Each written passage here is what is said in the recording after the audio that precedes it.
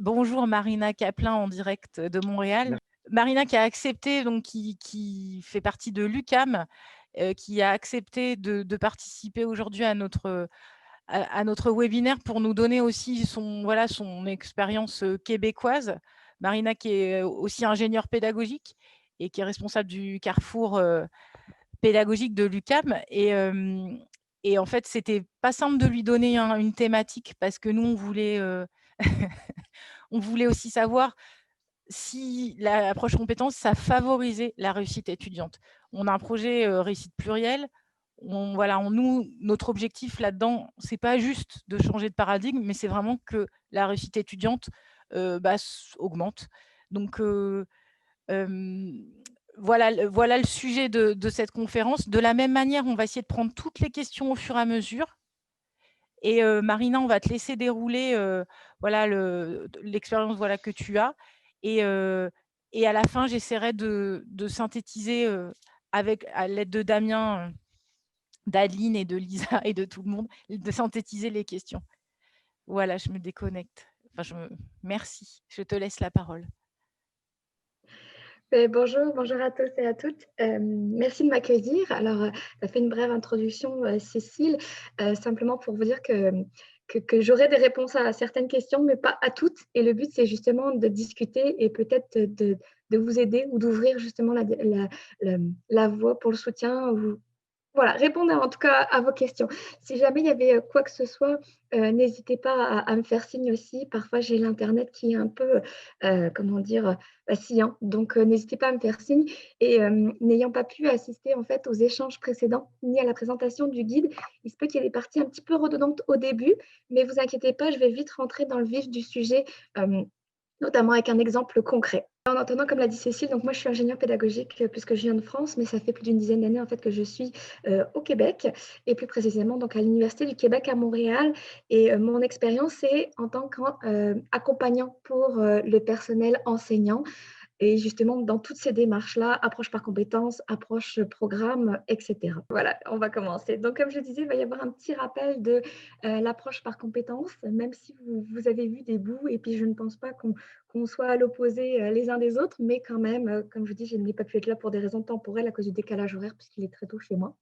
Et enfin, on va rentrer dans un exemple concret de la formation du personnel enseignant de l'UQAM, du Québec, excusez-moi, avec un référentiel de compétences professionnelles pour le personnel enseignant, avec l'exemple justement d'un diplôme qui est un baccalauréat qui équivaut à la licence en France, comment ça a été mis en place et comme c'est un processus qui est en continu, les prochaines actions justement de cette mise en place d'une approche par compétences et par programme. Donc, souvent, on dit par compétence. Une approche par compétence depuis plus de 20 ans, mais il y a plein de dérivés, vous le savez, programme par compétence, plan de cours par compétence, évaluation par compétence. Je pense que là, quand je suis arrivée, vous parliez justement de l'évaluation par compétence. Donc, il y a toujours ce par compétence qui revient et qui est dérivé. Donc, souvent, il y a des amalgames d'un peu de tout. Et comme je vous dis, peut-être des redondances avec ce que vous avez vu avant ou ce que vous connaissez aussi, et je m'en excuse par avance. Donc, l'approche par compétences, vous savez, c'est une nouvelle manière de planifier l'enseignant et les apprentissages dans un programme d'études de manière globale afin de soutenir le développement des compétences. Qu'est-ce qui relève du disciplinaire? Qu'est-ce qui relève de la forme des compétences tout le long de ces disciplines-là et sur le long du parcours de formation? Ça doit être conçu plus sur une approche active, constructive et cumulative. Donc, pourquoi en fait, d'un point de vue des enseignants, je passe très vite sur ce point de vue-là parce que, comme je dis, je pense que vous l'avez vu avant et je veux vraiment qu'on aille sur plus le partage d'expérience. Donc, accroître la pertinence de la formation en s'ajustant aux besoins des individus et de la société, améliorer la cohérence des enseignants et la progression des apprentissages à l'intérieur du programme, promouvoir la valorisation de l'enseignement par des actions concrètes, contextualiser les apprentissages. Ce qui fait dire que d'un point de vue des étudiants, puis vous avez eu des témoignages juste avant que j'arrive, je pense, se préparer à anticiper et à résoudre les enjeux de la société actuelle, puisqu'on vise l'insertion professionnelle, connaître les cibles à atteindre et préciser son parcours de formation, donner du sens aux activités d'enseignement et d'apprentissage d'un cours à un autre, est-ce que c'est cohérent ou pas? Accroître ses chances de trouver un emploi lié à son domaine d'études, comme je l'ai dit, l'insertion professionnelle.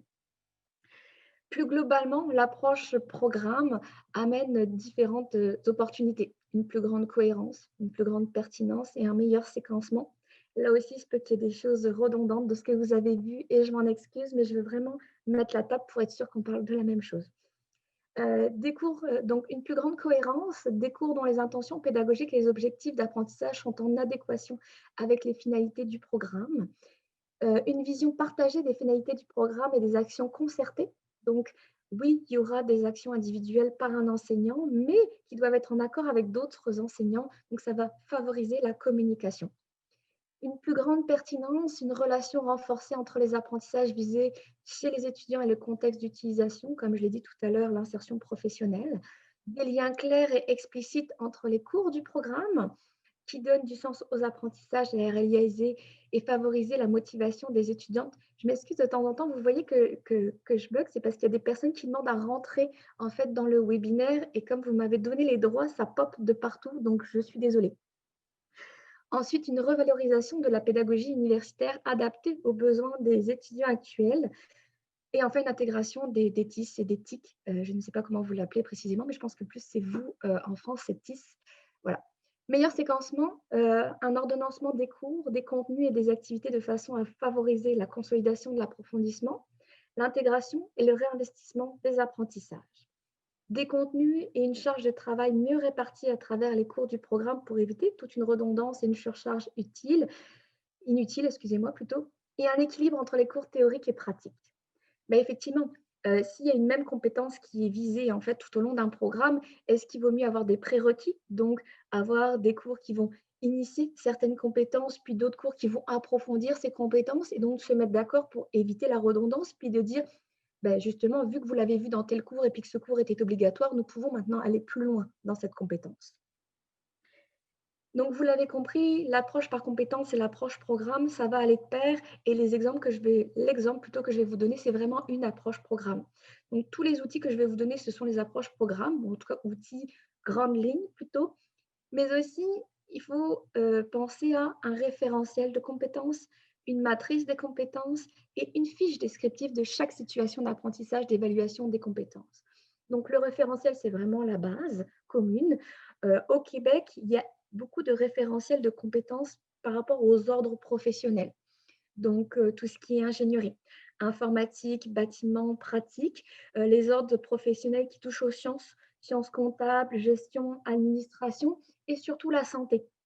Parce que ce sont des ordres professionnels régis donc beaucoup plus fortement par le gouvernement, puis les enjeux sont plus forts, donc l'insertion professionnelle également. Donc, le référentiel correspond souvent à des normes gouvernementales et des ordres professionnels. La matrice des compétences, c'est comment atteindre les compétences visées dans des cours définis. Et les fiches descriptives de chaque situation, bah, c'est dans le cours même de ces approches-là, comment ça va être défini. Donc, c'est vraiment une approche en entonnoir ou en pyramide. On se base sur référentiel, il y a les matrices, puis ensuite les cours. J'espère que c'est clair et que j'ai été un peu vite jusque-là, mais je veux vraiment qu'on aille, comme je vous dis, dans le concret pour pouvoir échanger avec vous là-dessus. Donc, plus précisément, là, on arrive vraiment sur l'exemple du Québec. Donc, comme je vous l'ai dit, il y a différents ordres, différents référentiels. Et là, moi, celui que j'ai choisi, c'est le référentiel des compétences professionnelles du personnel enseignant. Tout comme vous, il y a des formations diplômantes qui amènent à des certifications, à des ordres, à des corps de métiers particuliers. Vous aviez, vous, en France, l'IUFM ou maintenant le MES. Je m'excuse pour l'acronyme, je ne suis plus d'actualité, n'étant plus en France depuis un petit bout. Donc, ce référentiel de compétences professionnelles a été écrit par le gouvernement du Québec en 2001. Initialement, il y avait 12 compétences professionnelles. Maintenant, il y en a 13 et bientôt 14 qui sont réparties sur 4 champs avec des compétences fondatrices et des compétences transversales. Donc, encore un petit peu de blabla et de théorie pour pouvoir vous montrer comment ça s'est appliqué. Alors, j'espère que vous voyez bien à l'écran le schéma des compétences professionnelles. Je tiens à dire que ce visuel, cette police vient directement du document du ministère de l'Éducation et du gouvernement du Québec sur justement les compétences professionnelles. Donc, vous voyez, il y a les fondements, il y a 2 compétences. Je vais simplement vous lire les grandes lignes parce que vous allez voir, ça amène question après sur comment on le met en application. Comment on peut mettre justement sur les fondements, agir en tant que professionnel, héritier, critique ou interprète d'objets de savoir ou de culture dans l'exercice de ses fonctions. Cette, cette compétence-là pourrait être pour n'importe quel corps de métier, entre guillemets. Donc, comment ça va s'appliquer après en éducation et sur le personnel enseignant? Communiquer clairement et correctement dans la langue d'enseignement. Oui, ça paraît évident, mais comment on met ça en application et comment on peut vérifier l'atteinte de cette compétence-là? Donc ça, c'est vraiment les fondements de base. Et ensuite, ça se divise en deux champs. L'acte d'enseigner et le contexte social et scolaire, comme vous pouvez voir. Donc, les compétences 3 et 4, c'est concevoir les situations d'enseignement et d'apprentissage et les piloter. Ensuite, les évaluer, puis planifier justement tout cela en fait dans des approches très particulières. Ensuite, il y a le contexte social et scolaire qui est adapté des interventions aux besoins, des caractéristiques des élèves, intégrer toujours les technologies de l'information et de communication pour piloter ces activités. Coopérer avec les équipes écoles, ça c'est très important. Les parents, les différents partenaires, ça sous-entend des actions autres que dans l'université, des partenariats avec avec les commissions scolaires, avec les milieux, des cas pratiques, des stages. Et travailler de concert avec les membres de l'équipe pédagogique, ça veut dire, ben oui, comme je vous l'ai dit tout à l'heure, de ne pas être en silo d'un cours à un autre. On va voir exactement comment ça se met en place. Et enfin, l'identité professionnelle, puisqu'on revient là aussi à un nouveau socle, s'engager dans une démarche individuelle et collective, agir de façon éthique et responsable. Et la 13e compétence qui est apparue, s'approprier la réalité pluriethnique. Donc ça, c'est très spécifique à la société québécoise et l'école montréalaise. Donc là aussi, vous avez vu fondement et identité professionnelle, c'est vraiment, je dirais, commun. Ça pourrait être à tout corps de métier. Ce qui nous intéresse, c'est vraiment de 3 à 6 et de 7 à 10. 3 à 10 pour justement ce corps de métier particulier. J'espère que ça va. Comment l'appliquer? C'est bien beau d'avoir justement ces compétences professionnelles d'un point de vue gouvernemental. Concrètement, qu'est-ce qu'on fait dans une université? Comment on met ça en place?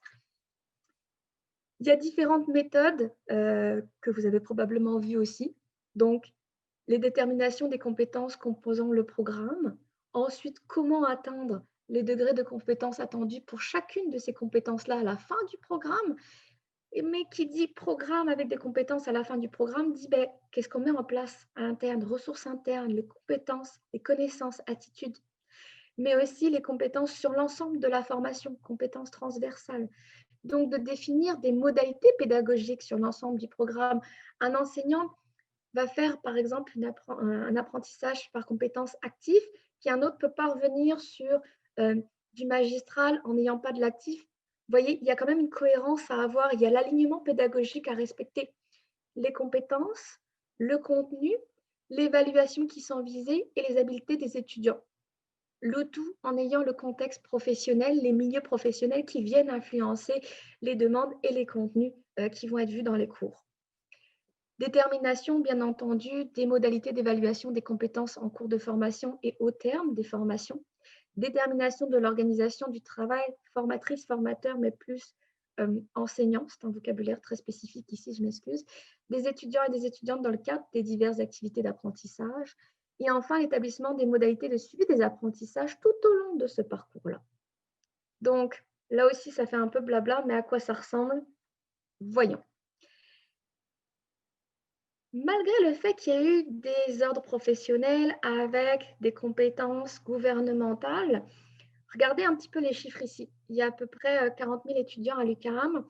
On est répartis en 6 facultés et une école, 41 départements avec autant de programmes, avec plus de programmes, 310 programmes d'études et seulement moins d'une dizaine qui sont approches par compétences. Je vais vous expliquer pourquoi aussi, mais c'est intéressant de savoir ça, puis tous les enjeux qu'il y a derrière pour comprendre tout ça. J'espère que ça va. Je vais peut-être prendre quelques questions avant d'entrer dans l'exemple d'application pour être sûr que ce que je dis, je ne l'ai pas dit trop vite et être sûr qu'on se comprend aussi. Donc, je vais, à partir d'ici, faire un petit échange de 5 à 10 minutes pour répondre à des questions, puis être sûr que tout ça, ça soit clair. Et je sais qu'il y a des points que j'ai passés vite, mais vous allez voir, c'est fait exprès, notamment avec les 13 compétences. Je vois qu'il y a un commentaire. Revoir les 13 compétences, on va voir justement comment ça s'applique concrètement dans une approche programme. Est-ce que ça va jusqu'ici? Je vois ça va, oui, très bien, on retrouve bien dans ces 13 compétences, je trouve. Parfait. Donc je peux poursuivre? Est-ce que c'est bon pour tout le monde? Oui, je pense que c'était très clair, Marina. Oui? Heu, j'ai l'impression que Vincent voulait revoir les compétences, mais il me semble qu'on va les revoir par la suite. Tout à fait, c'est pour ça qu'il y a des bouts, j'ai fait très, très vite, même l'approche compétence, approche programme parce que vous l'avez vu. Mais effectivement, on va voir comment ça se décline et le but, c'est qu'on en discute. Je vois monsieur, vous dites: «OK, je suis là». Vous inquiétez pas, vous pourrez poser vos questions aussi, le but, c'est vraiment qu'on partage. OK, donc je repartage. Vous êtes tous prêts? C'est parti. Alors l'exemple que j'ai pris, donc c'est ça, c'est le bac en enseignement secondaire qui est le BES. Donc le bac ici correspond à une licence. C'est pas du tout les mêmes titres qu'en France et je m'en excuse. Donc il y a bac en enseignement secondaire, c'est une formation sur 4 ans avec 5 concertations possibles, donc 5 profils différents. 120 crédits, 4 stages pratiques, 1 stage par année de formation. Et au Québec, il faut savoir qu'il est tout à fait possible aussi, voire même, c'est un peu la norme, de ne pas faire des formations en continu, mais de faire du temps complet, excusez-moi, mais faire du temps partiel. Donc, il n'est pas rare que ces formations sont plus que 4 ans. À la fin, ça amène justement au brevet d'enseignement. Donc, c'est-à-dire que vous serez enseignante en secondaire. Donc, le secondaire, ça équivaut au lycée professionnel et autres, bien évidemment. Donc, public, privé, formateur dans des organismes ou des établissements. Mais aussi, vous pouvez devenir gestionnaire d'établissements d'enseignement si vous complétez un autre programme de formation au 2e cycle en gestion de l'éducation. 183 étudiants à l'automne 2019. Regardez un petit peu comment se présente ce baccalauréat. Donc, je vais l'appeler le BES pour information. J'essaie de cliquer dessus. OK. Est-ce que vous voyez toujours mon partage d'écran qui amène sur une page UQAM étudiée à l'UQAM? Non, on voit ton Vous êtes diaporama. toujours sur le PowerPoint? OK, parfait. Je vais changer le partage d'écran. Je m'excuse. Est-ce que là, vous voyez le partage d'écran étudié à l'UQAM? Yes. Oui, parfait. Merci beaucoup. Donc, hop, je m'excuse, je me bats avec les options de Zoom. OK, on va y arriver.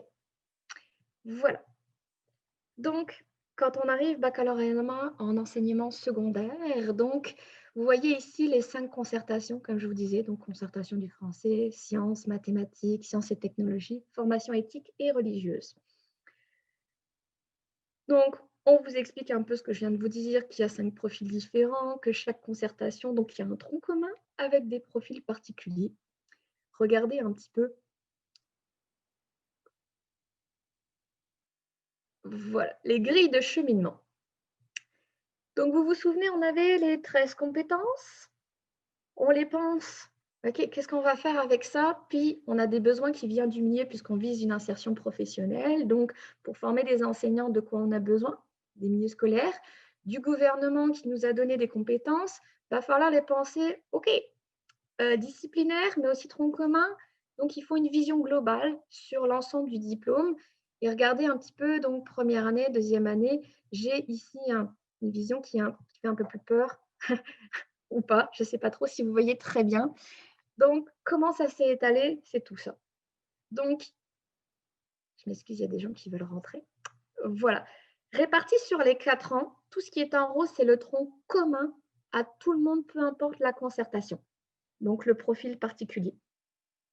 Tout ce qui est en violet, c'est justement les profils particuliers. Et après, c'est par discipline. Donc, vous voyez un petit peu, il a fallu penser, OK, tronc commun sur les 4 ans. Chaque année, il y a un stage pratique. Donc, stage 1, 2, 3 et 4.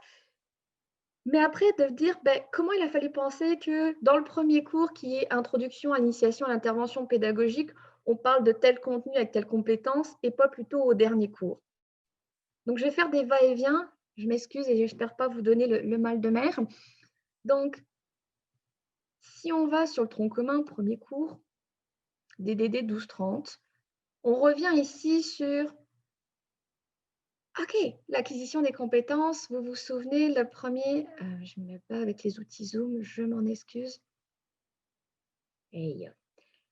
La première compétence, on revient, qui était, j'essaye de zoomer, agir en tant que professionnel, héritier, critique et interprète d'objets de savoir ou de culture dans l'exercice de ses fonctions, où je vous ai dit, ça peut être de base pour n'importe quel ordre professionnel, entre guillemets.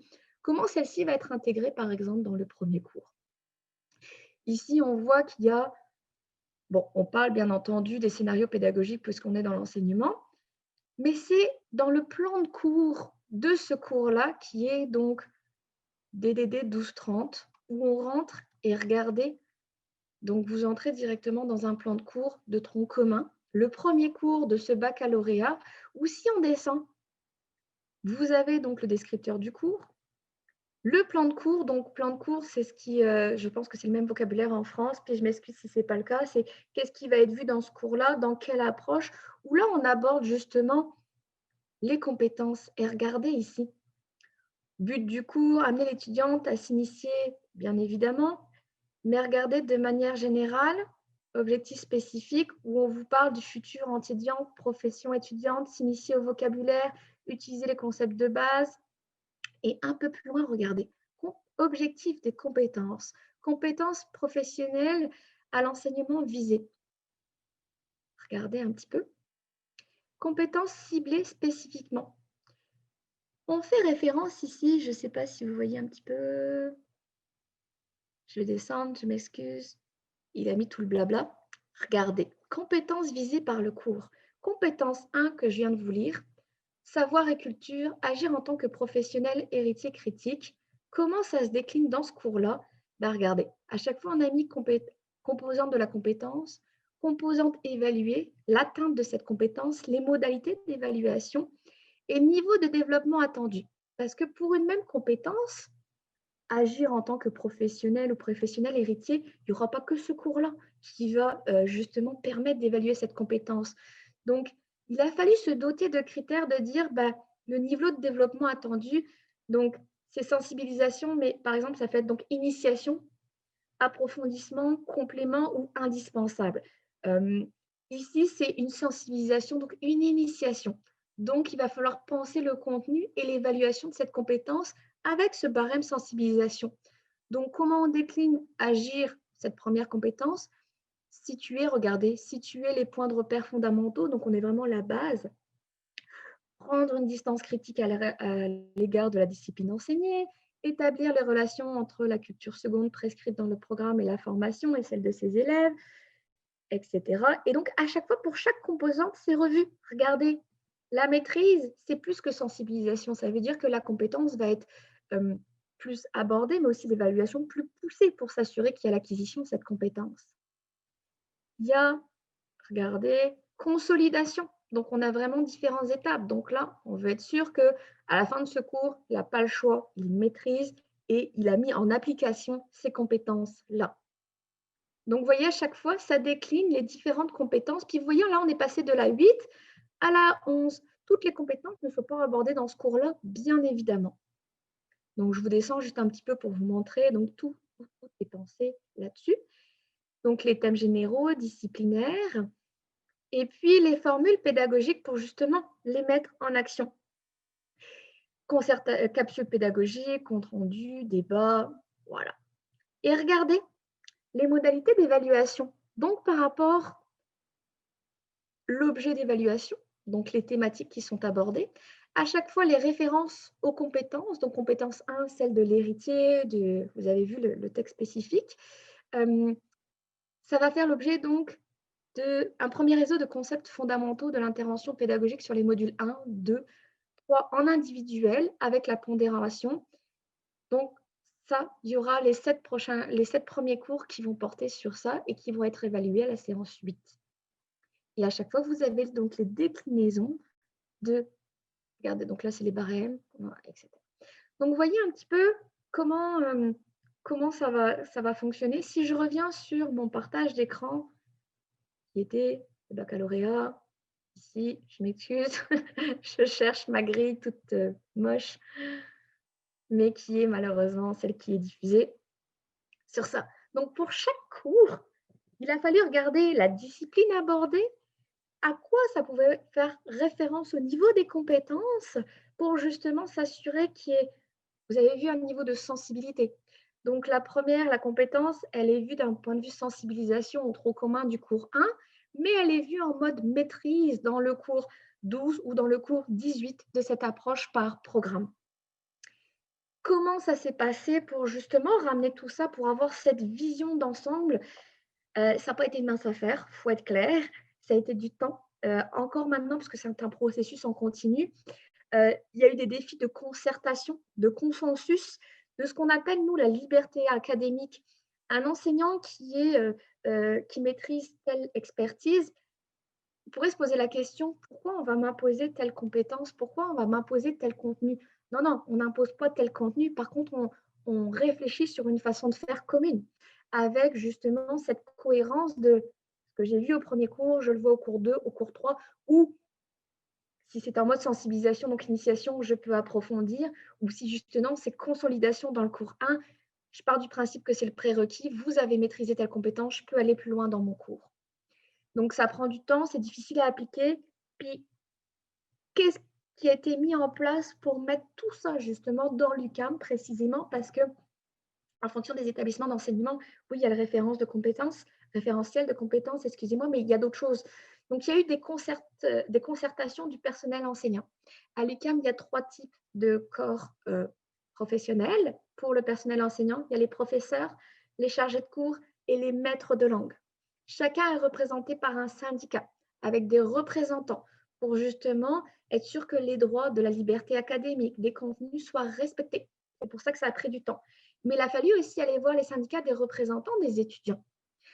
Pourquoi? Parce que c'est eux qui vont aller après sur le milieu professionnel, dans le milieu professionnel ou des stages. Donc, des fois, il faut s'assurer qu'il n'y ait pas une inadéquation. L'étudiant, il va en stage ou il est en insertion professionnelle. Mais voyons, coudon, comme on dit en québécois, on n'a pas abordé ça dans le cours ou dans le programme. Donc, il y a des représentants aussi pour ça, pour s'ajuster. Le personnel administratif, bien évidemment, parce que vous entendez bien qu'il faut que ça soit appuyé par l'université, mais aussi par des responsables de concentration. Il y a 5 profils particuliers dans le bac que je viens de vous montrer. Il faut que chacun puisse aussi avoir la place qui lui est due pour justement amener son contenu et son expertise par rapport à ce profil spécifique de compétences. Une direction de programme qui s'assure de l'ensemble de la visibilité, de toutes ces compétences transversales, mais aussi atteintes à la fin du programme. Donc, chaque cours a ses évaluations, l'ensemble du programme a une évaluation, mais il y a aussi plus haut la direction de la faculté en éducation, donc c'est de la faculté des sciences de l'éducation. Est-ce que ce programme-là du baccalauréat ne vient pas aussi faire du lien avec un autre programme? Et effectivement, il existe le BES, il existe le MES, la maîtrise en enseignement secondaire. Donc, il faut qu'il y ait aussi conjointement une adéquation et une cohérence entre le premier diplôme du bac, donc pour vous licence, et de la maîtrise pour vous master, pour que ça se parle également. Donc, vous voyez, il y a niveau micro et niveau macro pour toujours être en processus continu. Tout ce monde-là est aidé par un service de soutien académique où il y a le développement des programmes.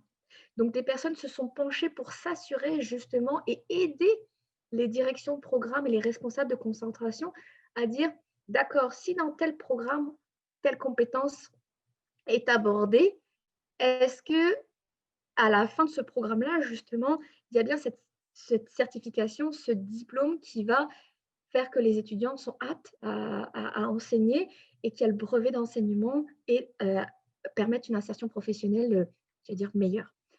Et une évaluation des programmes sur tout le long. Et enfin, le service personnel, donc, comme moi, dont je fais partie. Donc, il y a un enseignant qui vient me voir, qui dit, ben, moi, j'enseigne le cours, justement, le premier cours au baccalauréat. Comment on peut penser, justement, l'atteinte des compétences? Et est-ce qu'il y a justement des directives au niveau des modalités d'enseignement des pédagogies? Est-ce qu'il y a de l'apprentissage actif? Est-ce qu'il y a des débats? Est-ce qu'il y a une philosophie aussi du programme qui est mise en place? Donc, moi, je vais m'assurer de ça pour la conception et l'ingénierie pédagogique dans les cours même. On donne aussi des formations, on les accompagne. Donc, ça, c'est tout à l'interne de l'établissement. Donc, vous voyez, il y a quand même pas mal de monde quand c'est un nouveau programme, mais aussi en continu pour s'assurer qu'on répond bien aux milieux, les milieux pratiques, aux étudiants et aussi au contexte gouvernemental. C'est pour ça qu'il y a aussi des outils ou du soutien au niveau externe. Il y a un comité d'agrément des programmes et de formation à l'enseignement qui régulièrement vient réviser aux 5 ans à peu près, selon le programme, de s'assurer que tout est conforme, que tout va bien, que tout répond bien aussi. Et là, ils évaluent donc aussi les taux de réussite, les retours, les compétences gouvernementales qui sont bien appliquées. Et comme je dis, des collaborations avec les milieux. Les commissions scolaires viennent travailler avec nous et nous travaillons avec eux pour s'assurer que justement, la mise en pratique de telles compétences, ça se fait bien ou non. Finalement, il faut changer le niveau d'atteinte des compétences. C'est plus une sensibilisation là, mais c'est une consolidation. Il y a quelque chose à faire. Puis bien entendu, tous les étudiants, parce que vous savez que ce sont des générations qui évoluent et donc les compétences transversales aussi évoluent. Donc, c'est quand même un gros bout, un gros bout à mettre en place et ça peut prendre du temps, ça peut faire peur, mais c'est surtout qu'il faut discuter. Ça permet une meilleure cohérence, une meilleure communication par rapport à ça. Donc, je vais Bah, arrêter ici un petit peu, oui, pour prendre justement des questions avant de développer et d'aller plus loin. Je suis là pour répondre et d'aller plus loin, justement. Je sais que ça peut faire peur, et puis notamment avec ce tableau, puis vous avez vu, ce tableau est très coloré et peut faire peur. Donc, on peut justement répondre à quelques questions il y avait, avant de vous… il y Oui. avait des questions peut-être. Alors, j'ai vu une question de Vincent. Peut-être que Vincent, tu veux la poser directement sur… Euh, oui, si vous voulez. En fait, toujours bonjour. Donc, dans l'histoire d'avoir une action commune, moi, ça fait 5 ans que je suis à l'université. Et moi, je viens d'un lycée technique à la base pendant 15 ans. Et cette approche compétence existe dans les diplômes professionnalisants depuis de grandes années. Et partant du principe que dans ces diplômes, il y a parfois des enseignants qui viennent du monde professionnel et qui ne sont pas des spécialistes de l'enseignement, Ok. il existe des tableaux croisés, par exemple, entre savoir et compétences. Alors, c'est pour ça qu'il y avait discussion tout à l'heure avant que vous arriviez, puisque dans ces diplômes, les savoirs associés et les compétences professionnelles, c'est pas exactement la même chose. Alors que en discutant avec les collègues, on voit que c'est plus globalisé, le mot compétence regroupant un peu tout ça. La première question, c'est les niveaux d'acquisition que moi je connais un petit peu justement dans ces référentiels. Est-ce que c'est le gouvernement qui les a proposés, donc sensibilisation jusqu'à expertise, ou est-ce que c'est spécifique à chaque établissement? Alors, ce n'est pas le gouvernement qui a mis ces niveaux d'acquisition.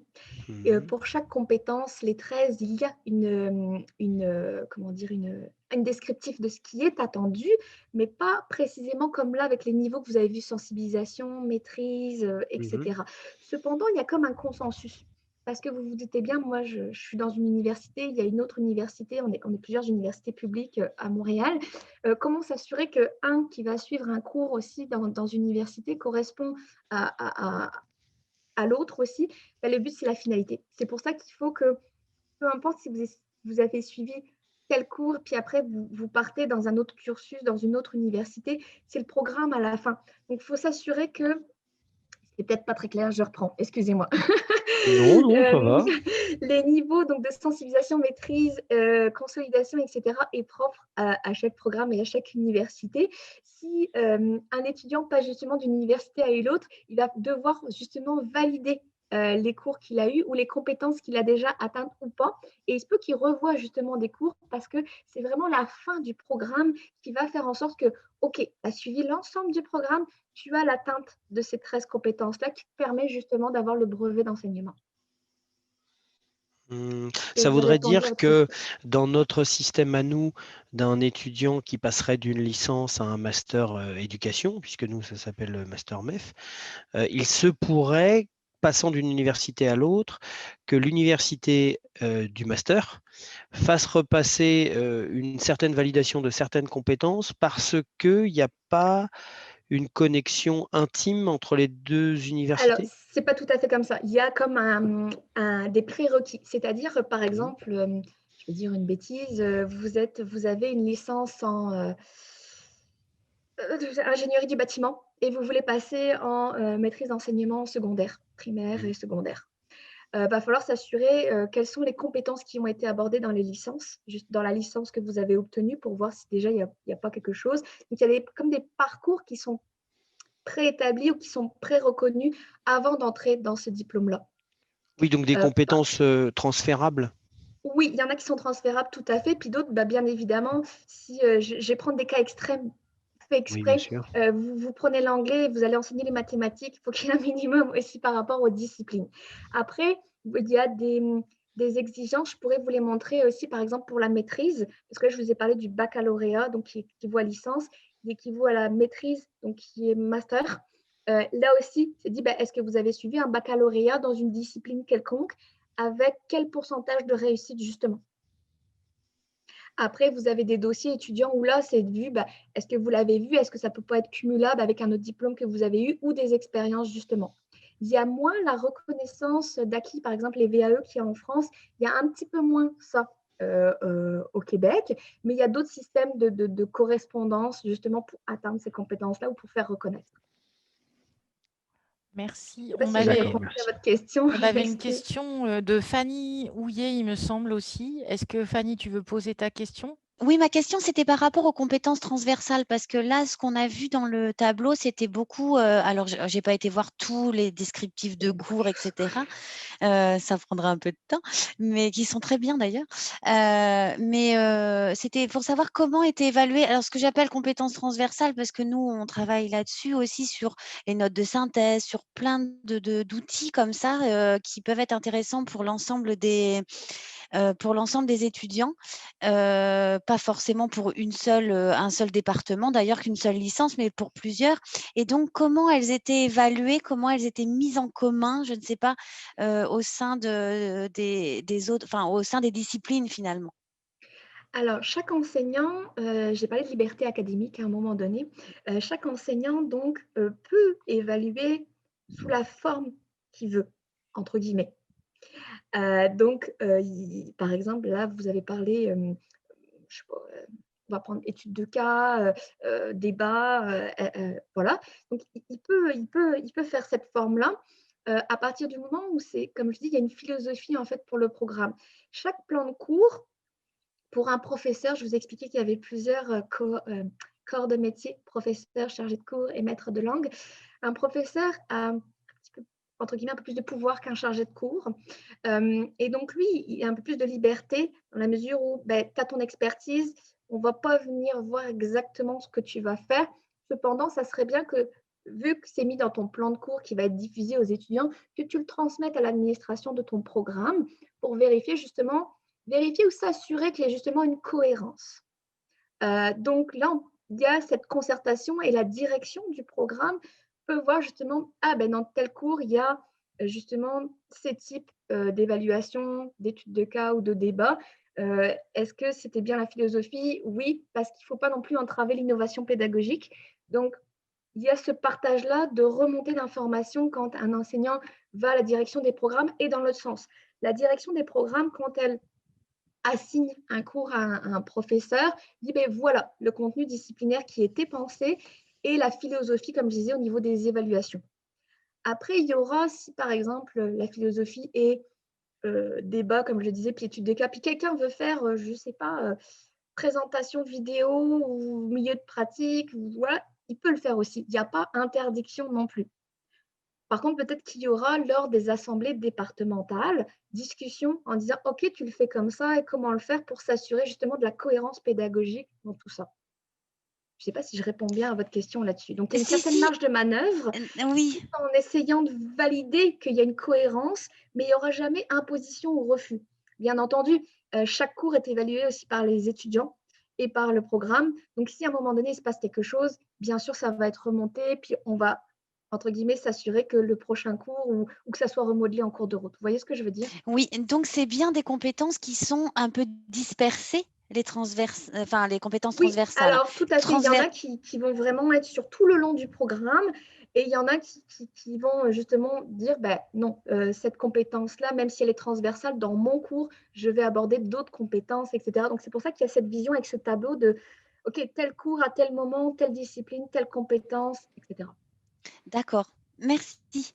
Je ne sais pas si c'est clair, je m'excuse. Non, c'est parce que j'essaie de faire du lien avec ce qu'on fait et effectivement, enfin voilà, et il y a des compétences transversales qui sont complètement sorties des cours et d'autres qui sont dans les cours. Et donc, c'était de voir un petit peu comment on pouvait naviguer et comment on pouvait finalement faire des compétences communes à la fin d'un semestre, à la fin d'une année ou à la fin carrément du cursus, voir, et les niveaux, on y avait bien pensé, et c'était de voir un petit peu voilà, comment ça pouvait être mis en œuvre au sein des disciplines et pas forcément toujours que sorti des disciplines. C'est-à-dire que ce soit un vrai outil et pas forcément une fin en soi. Enfin, si je me fais Exactement, bien c'est vraiment comprendre. tout à fait. Et puis aussi de ne pas le voir comme une imposition. Oui, tout à fait. C'est-à-dire, bah, il y a 13 compétences, mon Dieu, je suis pognée avec ça. Excusez-moi, enfin, je suis prise avec ça, c'est le terme québécois. Je suis prise avec ça, comment je vais faire? Donc, il y en a qui le perçoivent effectivement comme une contrainte, puis d'autres, bah, justement, comme un avantage parce qu'on s'assure de la cohérence. Puis, ce qui est bien, c'est que quand il y a les étudiants, justement, de dire, non, je sais que toi, telle compétence ou telle chose, tu l'as vu dans tel cours. Donc, tu ne peux pas dire que tu ne l'as pas vu ou qu'il n'y a pas d'autre chose. Donc, moi, je peux me permettre d'aller plus loin. Bien sûr, vous pouvez faire un rappel ou justement, selon le niveau d'atteinte, d'approfondir, de consolider. Mais vous voyez, ça permet justement, vous, d'aller dans votre discipline. Donc, c'est bien. Et le retour des enseignants, c'était, bah, c'est chouette parce que moi, avant, justement, je devais revoir tout du contenu. Je ne savais pas vraiment si c'était, oui, c'était vu, mais est-ce que c'était appris? Il y a une différence. Hein. Donc, il y a vraiment une positivité dans ça, mais ça peut prendre beaucoup de temps, puis ça génère beaucoup de consultations aussi. Parce que pour Oui. avoir mis tout ça en place, il faut communiquer. Et Mm. là, c'est vraiment les directions de programme qui parlent avec les départements ensemble. Donc, il y a vraiment des rencontres régulières de ce qui est dit, ce qui est fait, pour associer aussi les projets de recherche, le retour des milieux. Donc, il y a vraiment beaucoup de concertation. Et c'est un beau schéma que je n'ai pas eu le temps de faire et tout ça, mais il y a vraiment beaucoup de ramifications pour que tout le monde puisse être entendu. Voilà. Parfait. Merci beaucoup. Alors, il y a plusieurs questions dans le fil de discussion. Je vais prendre dans le sens inverse la dernière. Donc, Corinne Renaud, est-ce que Corinne, tu veux poser ta question à Marina, s'il te plaît? Bonjour. Bonjour. Vous avez indiqué qu'un stage est prévu chaque année. Donc, c'est donc un stage obligatoire et je suppose que des compétences sont attendues lors de ce stage. J'aurais aimé savoir comment vous évaluez les compétences acquises ou celles qui ne sont pas acquises, et aussi comment le stagiaire étudiant, je ne sais pas trop comment l'appeler, comment en est-il informé? Alors, dès l'inscription au programme, vous l'avez vu, la présentation de la page, il est dit qu'à chaque année, il y avait à chaque année, il y a un stage à faire qui est obligatoire. Et clairement, hein, c'est succès ou échec. C'est-à-dire que s'il ne fait pas son stage, ça peut être rédhibitoire. Il est obligé, c'est vraiment obligatoire, donc c'est évalué. Il y a des grilles critériées par rapport à ces compétences-là, tant aussi bien des superviseurs de stage. Donc, il est attribué des superviseurs de stage avec des groupes d'étudiants qui sont en lien avec les commissions scolaires où il y a de la place pour recevoir les étudiants stagiaires en salle de classe, qui eux aussi évaluent. Donc, il y a comme plusieurs types d'évaluation. L'enseignant, le superviseur de stage de la commission scolaire ou de l'école dans laquelle le stagiaire va, le stagiaire lui-même qui s'auto-évalue, la plupart du temps, en tout cas, je parle en éducation. Et après, il y a des retours justement où ils doivent produire des mises en situation. Le superviseur de stage reçoit aussi l'enseignant, donc il y a des mises en observation, il y a il y a de l'observation, il y a des mises en pratique, il y a le retour aussi avec les parents et les étudiants, etc. Et donc, ces grilles critériées-là de compétences sont mises en commun. Donc, il y a un regroupement aussi des superviseurs de stage et des enseignants pour être sûr justement que, oui. Votre superviseur de stage est une personne déjà très habituée à manier les grilles critériées.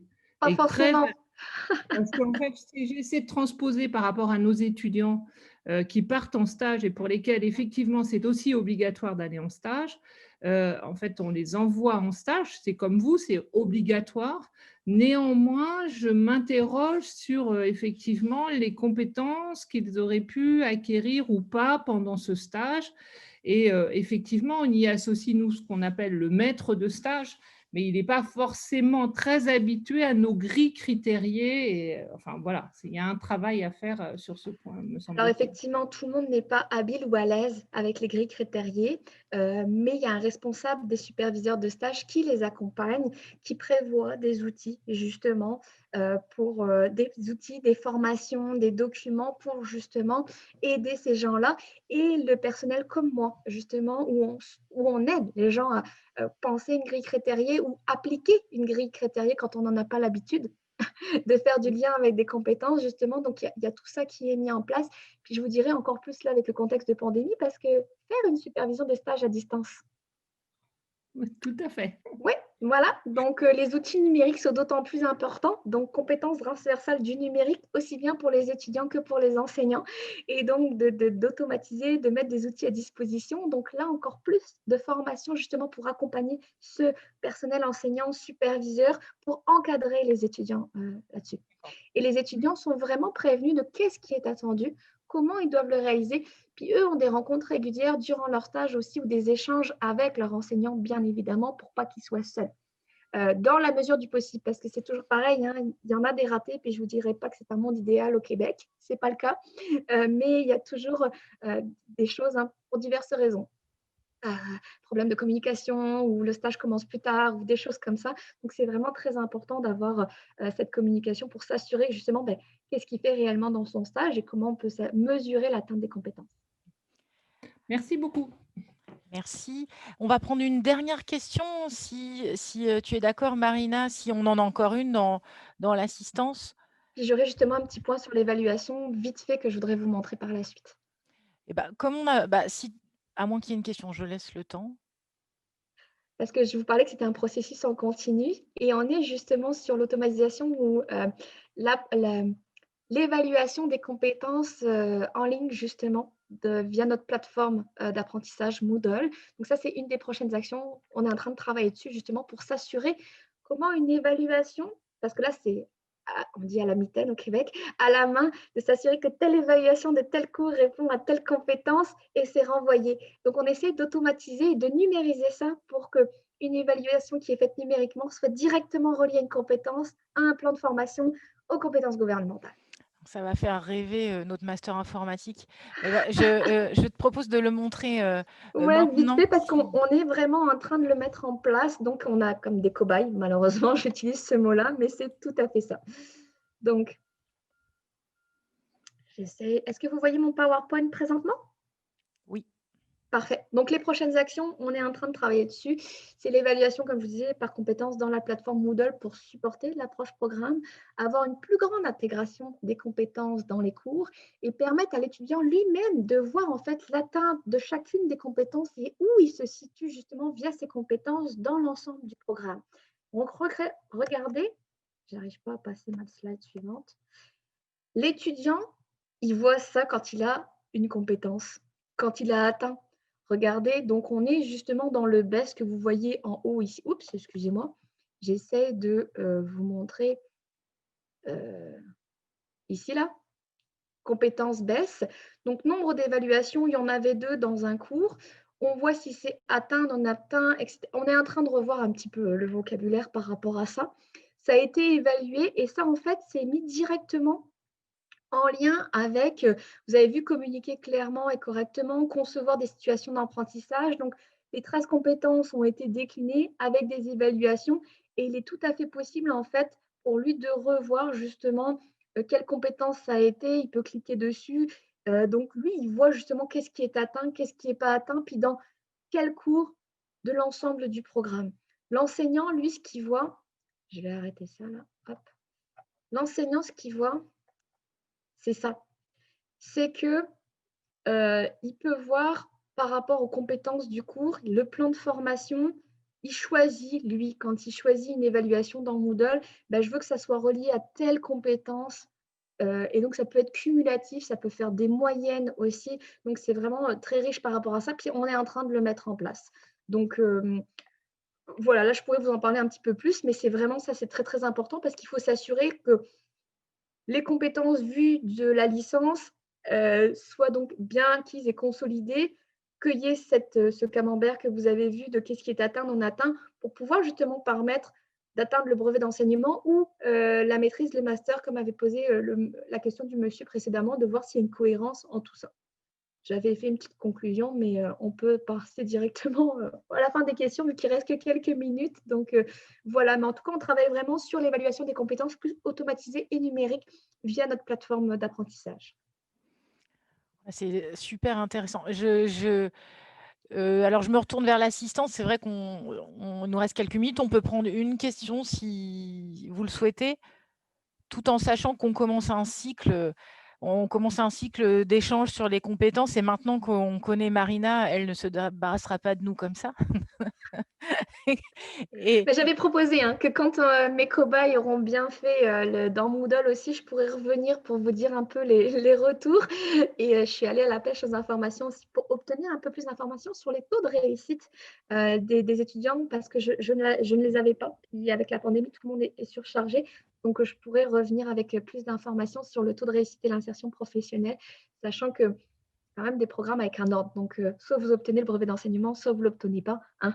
C'est quand même voilà, pour pouvoir aller justement devenir enseignant. Et par rapport à l'outil aussi, je pourrais vous revenir sur ce qu'on a expérimenté, comment ça a fonctionné. Merci beaucoup, Marine. C'était vraiment très, très intéressant et c'est vrai que les perspectives de pouvoir aussi automatiser l'évaluation et d'avoir une vision comme ça étudiante aussi claire, je trouve ça très, très positif.